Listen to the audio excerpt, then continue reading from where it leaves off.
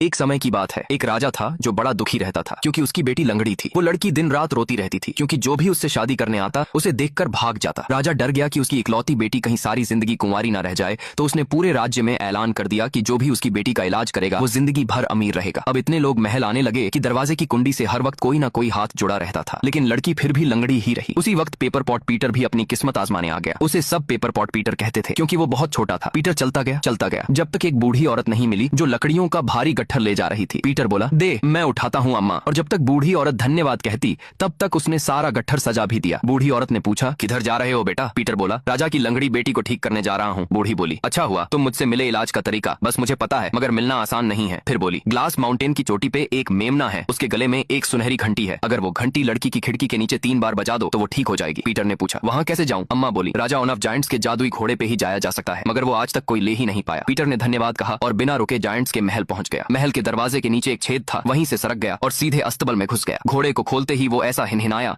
कि राजा अपने खाने की कुर्सी से गिर गया। वो भागता हुआ अस्तबल पहुंचा, लेकिन पीटर डर के मारे पिस्सू बन के नांद में छिप गया। राजा गया तो फिर से कोशिश की, फिर घोड़ा हिनहिनाया। इस बार तो राजा दीवार से टकरा गया, फिर से भागा आया, मगर पीटर फिर से पिस्सू बन गया। तीसरी बार में पीटर घोड़ा खोलने में कामयाब हो गया। अब चाहे जितना हिनहिनाया, राजा नहीं आया। जैसे ही पीटर घोड़े को लेके महल से बाहर निकला, घोड़े ने ऐसा चिल्लाया कि तीनों बुर्ज हिल गए। राजा गुस्से में एक बिल्ले की पीठ पे चढ़ गया और पीछे भागा। पीटर घोड़े से सीधा ग्लास माउंटेन पहुंचा। वहां देखा वो मेमना रेशमी मैदान में नाच रहा है। जैसे ही घंटी लेने गया, जमीन से एक छोटा शैतान निकल आया और बोला, तेरे ही इंतजार में था।